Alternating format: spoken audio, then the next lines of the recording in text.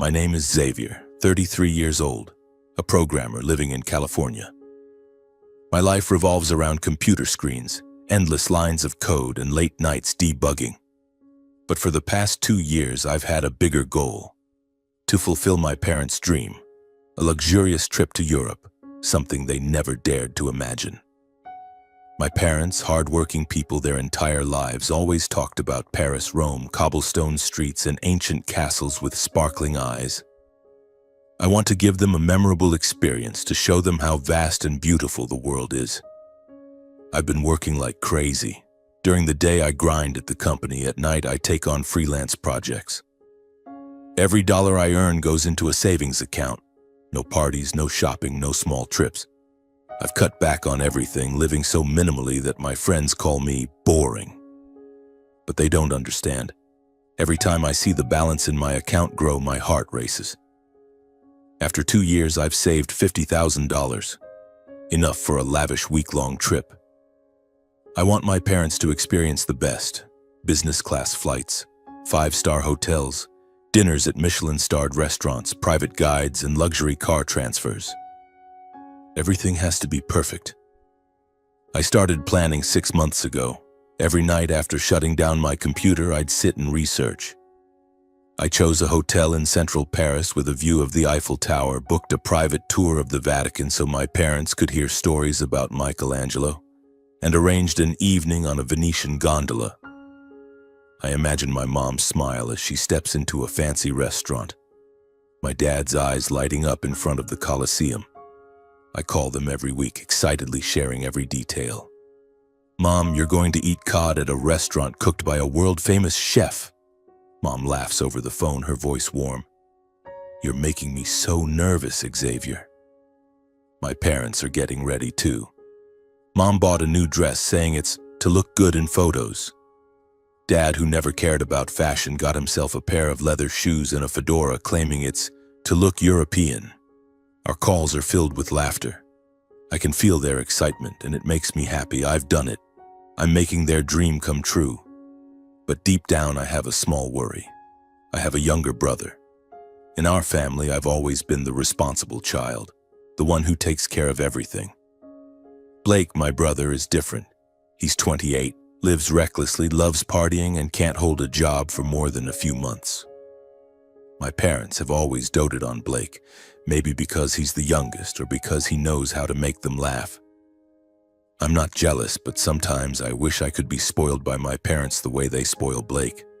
I quickly push these negative thoughts aside. This trip isn't about proving anything. It's a gift I want to give them, and I'll do everything to make it perfect. I checked the itinerary one last time. Flights are booked, hotels confirmed, guides ready. I've emailed every restaurant to ensure they know my mom can't eat seafood.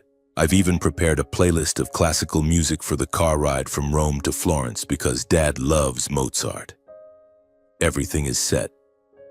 In just 2 weeks, I'll board a plane with my parents, leaving California for Europe, where dreams come true. The following days, I remained immersed in dreams of Europe. Every morning, I checked my email, ensuring all reservations were in order. Every evening, I called my parents, listening to Mom talk about how she'd learned to fold a handkerchief like an aristocrat for the Michelin-starred restaurant.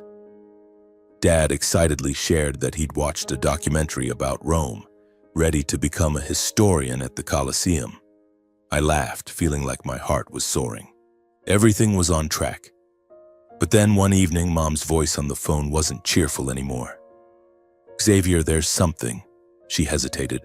I sat up straight, a bad feeling creeping in.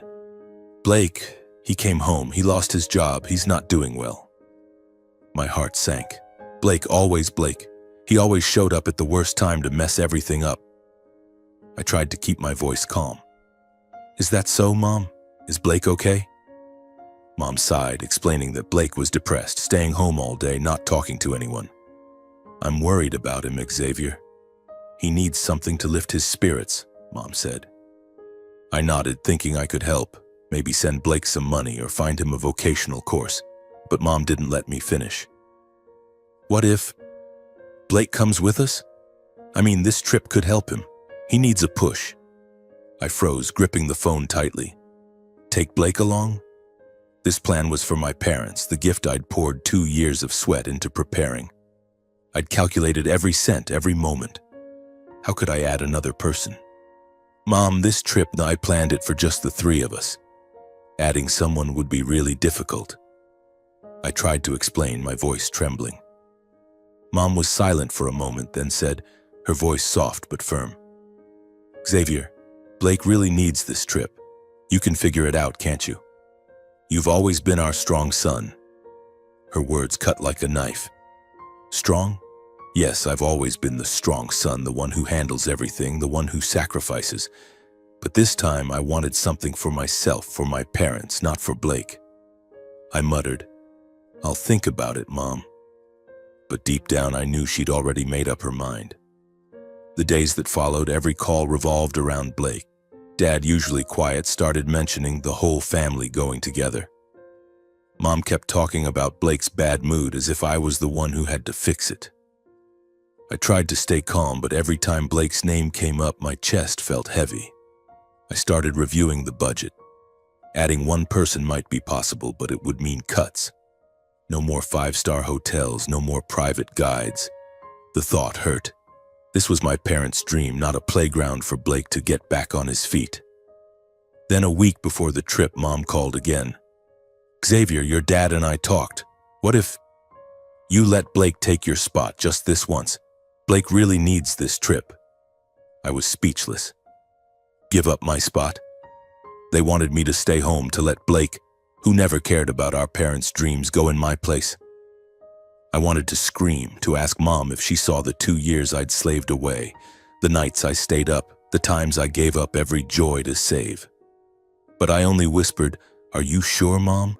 She replied, her voice gentle. You understand, Xavier. You're the older brother. Let your brother have this. I hung up, sitting in my dark apartment. My eyes stung, but I didn't cry. I just felt a vast emptiness in my chest. I opened my laptop, looking at the itinerary I'd planned. The Eiffel Tower, the Vatican, the Venetian gondola, all now for Blake. I pictured him with his careless smile boarding a business-class flight, sitting in the seat meant for me. I texted Mom, All right, I'll step aside. But I didn't say more.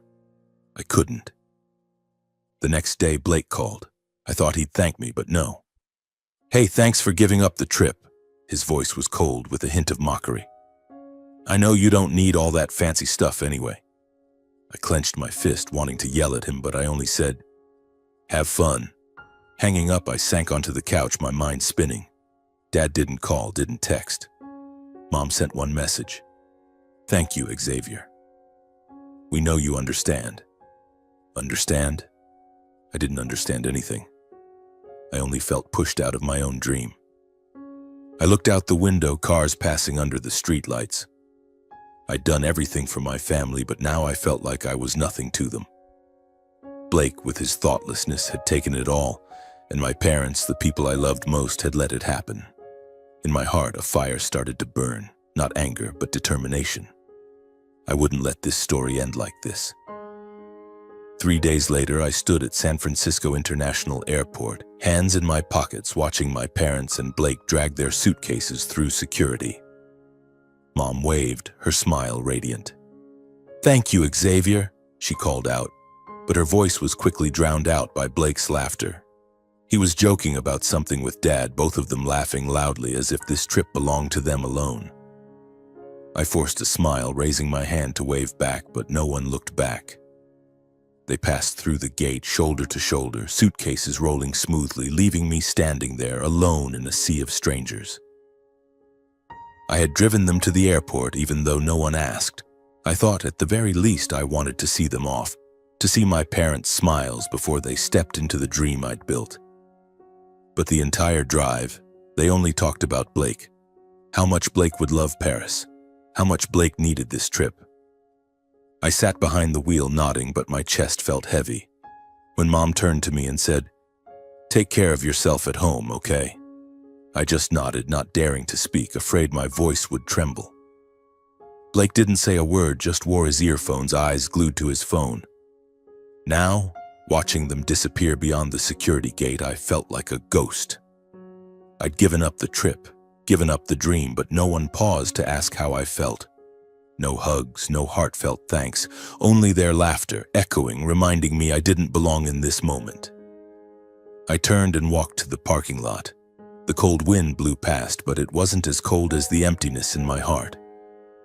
A few days later, I sat in my apartment, the light from my phone screen casting shadows on my face. Mom had just posted a photo, her, Dad, and Blake standing in front of the Eiffel Tower, beaming. The caption read, "First day in Paris, amazing." No text asking how I was, no word of thanks. I stared at Blake's smile, the way he posed as if the trip was his alone. My chest burned like something was igniting, scorching the last of my patience. I tried to work, but my mind wandered. Every time I opened my laptop, I saw the itinerary I'd planned. The 5-star hotel in Rome, the private Vatican tour, the Venetian gondola. All of it was now Blake's stage. I imagined him sitting in a Michelin-starred restaurant, ordering expensive cod, oblivious to the effort I'd put in. And my parents? They posted photos, video-called friends, boasting about the family trip. But me, the one who made this dream real, was erased as if I didn't exist. I tried to hold it together. I told myself I was the older brother, the mature one. But every new photo from Mom, every Blake's having so much fun, felt like another stab. On the second night, I couldn't sleep. I sat on the couch holding a cold coffee, staring out the window. The streetlights glowed faintly, the sound of cars humming in the distance. I thought about the past 2 years. The sleepless nights, the parties I skipped, the dollars I counted penny by penny. I did it all for my parents, for their dream. But they chose Blake. They always chose Blake. The next morning, I opened my laptop. A thought flashed sharp and clear. I couldn't let this go on. If they didn't value me, I didn't need to keep everything perfect for them. I logged into the booking account, my hands trembling slightly. The list of services appeared. The Rome hotel, the Florence tour, the luxury car, the Michelin restaurant. All in my name. I could cancel them. I could stop this now. But I hesitated. Canceling everything would ruin my parents' trip. I loved them. I didn't want them to suffer. But then I remembered the airport, Blake's laughter, Mom's eyes when she said, "Blake needs this trip more." I remembered Blake's mocking smile. "I know you don't need all that fancy stuff." I remembered Dad's silence, the way he avoided my gaze. My love for them was still there, but it was overshadowed by hurt, anger, and a yearning for justice. I clicked cancel on the Rome hotel. A pop-up appeared. Cancellation fee is 80%. Are you sure? I stared at the amount. Thousands of dollars, my sweat and blood. I closed my eyes, took a deep breath, and hit confirm. The screen switched to canceled. My heart pounded, a mix of fear and exhilaration. I kept going. The Florence tour, the Venice car, the Paris restaurant. Each click was a step toward reclaiming control. The cancellation fees piled up, but I didn't care. I wanted them to feel, even just once, that I wasn't the one always fixing things. When I finished, I sat there, stunned. The phone was silent, but I knew a storm was coming. I pictured my parents arriving at the Rome hotel only to hear the staff say, "Your reservation has been canceled." I saw Mom's panicked face, Dad's confusion, and Blake's careless shrug. Part of me felt guilty. I'd ruined my parents' dream. But the bigger part, the part burning inside, felt relieved. I'd done something for myself. That night, my phone buzzed relentlessly. Mom called first. I didn't pick up. Texts flooded in. "Xavier, what's going on? The hotel says the reservation was canceled." Then Dad, "What did you do?" "Call back now." Blake sent one line, "You're so petty." I read them but didn't respond. I silenced the phone and set it aside. For the first time in years, I felt I didn't have to fix everything. I didn't have to be strong Xavier. The next morning, Mom called again, her voice trembling in a voicemail. "Xavier, why did you do this? We're in Rome with nowhere to stay. Blake's furious. Can you reinstate the bookings? I'm begging you." I listened, my heart aching. I loved Mom, but I couldn't go back. Not this time. I sent a short text. "I've done enough. Figure it out." After sending it, I felt a weight lift from my shoulders. I'd set a boundary, painful as it was, but I wasn't at peace. I opened my laptop, searching for services in Rome, ready to send Mom suggestions for budget hotels. My fixer habit lingered, stubborn, then I stopped. No, they needed to figure it out themselves. I closed the laptop, stood up, and walked to the balcony. A cool breeze carried the distant scent of the sea. I breathed deeply, feeling like I'd just stepped through a new door. In my mind, another idea began to form. If my parents and Blake had Europe, I could have my own world. I thought of places I'd never been, experiences I'd never tried. Africa came to mind. Savannah plains, lions, star-filled skies. I'd always wanted to go on a safari but never dared because I was too busy taking care of my family. Now what was stopping me? I had nothing left to lose. The days that followed, my phone kept buzzing incessantly as if it might explode. I pictured them in Rome, dragging suitcases on cobblestone streets, Mom frantically calling hotels, Dad frowning as he tried to figure things out, and Blake no doubt sulking and blaming everything but himself. A part of me ached, urging me to pick up the phone to send them a list of budget hotels. But I held back. I'd done enough. 2 years of grinding, 2 years of sacrifice, and they chose Blake, leaving me at the airport like an outsider. Now they had to fend for themselves. At night, I called Mark, my childhood best friend. Despite the late hour, he picked up, his voice alert. "Xavier, what's up?" "It's been a while." I poured it all out, the Europe trip, how I gave up my spot for Blake, the airport scene, and finally my decision to cancel the bookings. I told him about the angry messages, the feeling of being cast aside. My voice trembled, not from sadness, but from unloading everything I'd bottled up for too long. Mark listened without interrupting. When I finished, he sighed. "Xavier, listen. You're not wrong. Your family treats you like an ATM, always expecting you to sacrifice. Blake's never grateful, and your parents are blind to it because they spoil him. You canceling the trip was right. They need to know you have limits." I stayed silent, Mark's words cutting through the fog in my mind like a beam of light. "But they're my family, Mark. I love them." Mark shot back. "Love doesn't mean you let them walk all over you. You need to live for you, Xavier. Go somewhere, do something for yourself. Don't wait for their approval." The call stretched on for over an hour. Mark told me about his trip to South Africa last year, the Savannah plains, the elephants, and the sense of freedom standing amidst nature. "You should try it, Xavier. Go alone. No family, no pressure, just you and the world." His words hit me hard. Africa.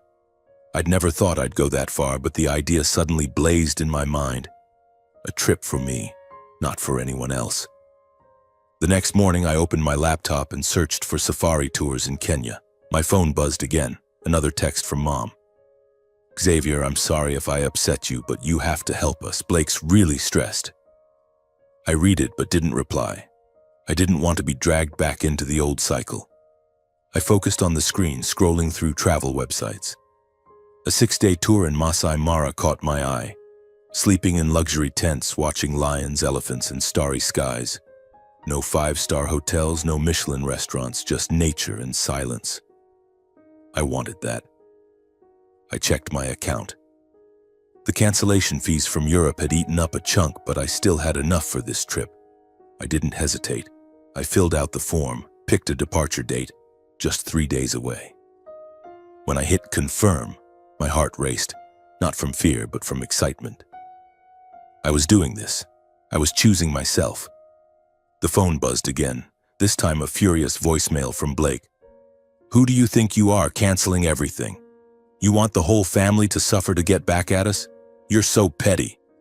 I listened, then deleted it. His words held no weight anymore. I wasn't petty Xavier. I was Xavier taking back my life. I texted Mark, "Booked a Kenya trip. Safari, 6 days." He replied instantly, "Hell yeah, bro, go and enjoy. Don't let your family drag you back." I smiled, the first real smile in days.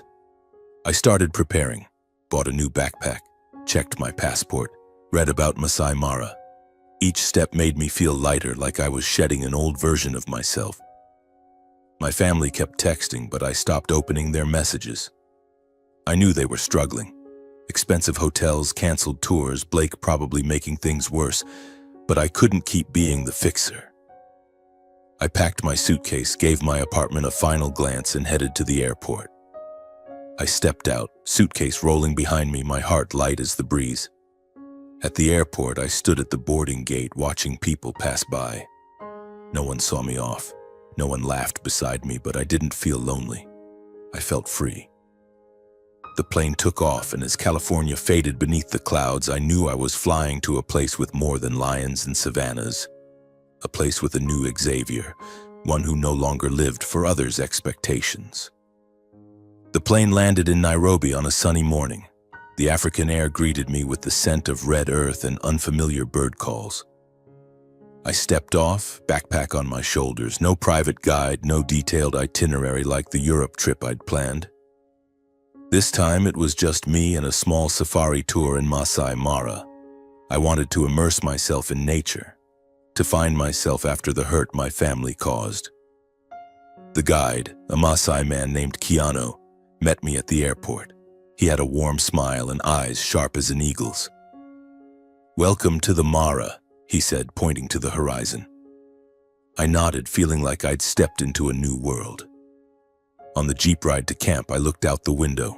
Golden savanna stretched endlessly, grass shimmering under the sun, and in the distance a herd of antelope ran. I breathed deeply, my chest light. No texts, no blame, no Blake. Just me and nature. My camp was a large canvas tent in the heart of the savannah. Not luxurious like the five-star hotels I'd booked for my parents, but perfect in its own way. The first night I sat by a campfire, listening to Keanu talk about lions and how the Maasai live in harmony with the land.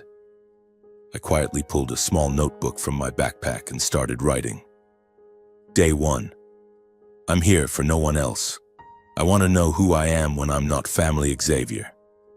Each day in the Mara was a discovery. I woke at dawn, following Keanu into the savannah. I saw lions lounging on rocks, their eyes lazily watching us. I saw a herd of elephants crossing a river, a calf nestled by its mother. Once we stopped the jeep and Keanu pointed to the sky. A flock of hawks soared, free as the wind. I wrote in my journal, "Freedom isn't having no ties. It's choosing what makes you alive." I started thinking about my life in California, how I'd always chased my parents and Blake's expectations. I wanted to stop. I began thinking about the future. I wrote new goals: renovate my apartment, learn to cook, join a hiking club. I wanted to travel more, not to please anyone, but to nourish my soul. I want to live a life with no regrets, I wrote, and for the first time I believed it. I was no longer family Xavier. I was Xavier, finding my own path. On the last morning, as I ate breakfast by the campfire, Keanu handed me a satellite phone. "Message for you," he said. I frowned, taking the device. The screen showed a text from Mom. "Xavier, we're home. You need to come back now. We have to talk. Urgent." I read it, my heart twinging. Images of Mom's worried face, Dad's frown, and Blake's scowl flashed in my mind. Part of me wanted to call, to know how they managed in Europe, to hear what they had to say. But I stopped. I looked out at the savannah where a cheetah stalked through the grass. It was patient, confident, unhurried. I wanted to be like that. I didn't want to rush back just because my family called. I texted back, brief, "I'm fine. I'll come back when I'm ready." I sent it and turned off the phone. Keanu looked at me, smiling as if he understood. "You okay?" he asked. I nodded. "Better than ever." On the final day in the Mara, I walked with Keanu, watching a herd of zebras migrate. I wrote in my journal, "I don't need my family to change for me to be happy. I choose my happiness right now." As the jeep took me back to Nairobi, I looked at the savannah one last time, my heart light as a cloud. I didn't know what my parents would say when I returned, but I wasn't afraid anymore. I'd found a new Xavier, strong not because others validated him, but because he believed in himself. On the flight back to California, I opened my journal, rereading what I'd written. Each line was a step away from my family's shadow. I knew I'd face my parents, Blake, and their accusations when I got back. But I wasn't in a hurry. I was living for myself, and for the first time, that was enough to make me smile. The plane landed in San Francisco on a cloudy afternoon. I pulled my backpack and stepped out of the airport, no longer feeling the weight I carried the day I saw my parents and Blake off to Europe. The savannah had changed me. Those days in Masai Mara, the lines in my journal, the moments standing amidst wild nature had given me a new strength. I was no longer the Xavier chasing my family's expectations. I was Xavier who knew what he wanted. But I knew returning home meant facing them. Mom's message, "You need to come back now, urgent," still lingered like a summons. I hadn't responded beyond the brief text from Africa, but I guessed they were waiting. Perhaps angry, perhaps hurt. I wasn't in a hurry. I stopped at a coffee shop near the airport, ordered a black coffee, and sat watching the stream of people. I opened my journal, rereading the final line. My happiness doesn't depend on my family. I choose it every day. I smiled, closed the notebook, and drove to my parents' house. The suburban house was the same. White picket fence, Mom's flower garden, the faint smell of cookies wafting from the kitchen. But when I pushed the door open, a heavy atmosphere pressed on my shoulders. Mom sat on the couch, her eyes red. Dad stood by the window, arms crossed tightly. Blake wasn't there, but I felt his presence in Mom's gaze. "Xavier," she said, her voice trembling. "You're back." Dad turned, looking at me, but said nothing. I sat down, my backpack by my feet. "You texted me to come back urgently. What's going on?" I asked, my voice calm. Mom sighed, as if holding back a storm. "You know what, Xavier? You canceled everything in Europe. You left us stranded in Rome, no hotel, no tours. Blake was panicking. Your dad had to run around finding a place to stay. I couldn't sleep for nights. Why did you do it?" Her words hit like a punch, but I didn't flinch. I looked straight into her eyes. "Mom, I did everything for that trip. 2 years of saving, 2 years of planning, but you chose Blake, told me to give up my spot as if my effort meant nothing. At the airport, no one asked how I felt. I'm tired of always being the one to sacrifice." My voice wasn't loud, but each word was sharp. Mom froze, her eyes welling up. Dad shifted as if to speak, but stayed silent. "Xavier," Mom whispered, "I didn't know you felt that way. I just thought Blake needed that trip. He's been struggling." I cut her off, gentle but firm. "And what about me, Mom? Don't I struggle? Don't I need to be cared for?" Mom lowered her head, clutching a tissue. For the first time, I saw she had no answer. Dad finally spoke, his voice low. "Son, we were wrong not to consider you, but canceling the trip, that was too much. We're family." I nodded but didn't back down. "Family doesn't mean one person always takes the hit, Dad. I love you both, but I can't keep living to fix everything, especially for Blake." I paused, taking a deep breath. "I went to Africa, alone. I found what I want, a life that doesn't depend on whether you see me or not." Mom looked up, eyes wide. "Africa?" she asked, as if she couldn't believe it. I nodded, briefly recounting the savannah, the lions, the journal entries. I wasn't bragging. I just wanted them to understand I'd changed. "I didn't cancel the trip to get revenge," I said. "I did it to protect myself." Then I stood, grabbing my backpack. "I'm going back to my apartment. When I'm ready, I'll come back to talk." Mom reached out to stop me, but Dad shook his head as if he understood I needed space. I walked out, feeling like I'd shed a burden. The confrontation wasn't loud or dramatic, but it was a milestone. I'd spoken my truth, not to hurt them, but to free myself. Back at my apartment, I started making changes. I repainted the walls, bought a new dining set, hung a Savannah photo on the wall. I signed up for a cooking class, joined a hiking club. Every day I did something for myself, not to prove anything, but to live. Mark came over laughing when he saw the revamped apartment. "You look different, Xavier, like you found a superpower." I grinned, handing him a beer. Not a superpower. I just learned to love myself. I planned new trips: Patagonia, Iceland, Japan. I didn't need my family's involvement or their approval. My happiness now was mornings with coffee and my journal, sweaty hiking afternoons, dreams of new horizons. Once Mom called, her voice soft. "Are you okay, Xavier?" I replied, "I'm good, Mom. Really good." She didn't mention Blake, and I didn't ask. I didn't need to know. At night, I sat on the balcony watching the city lights. A cool breeze carried the scent of the sea. I opened my journal and wrote, "Freedom isn't leaving family behind. It's leaving their expectations. I'm happy because I chose myself." I closed the notebook, leaned back in my chair. The savannah had taught me I didn't need my parents to change for me to live. I'd found my path, and for the first time I knew, no matter where I went, I'd always belong to myself.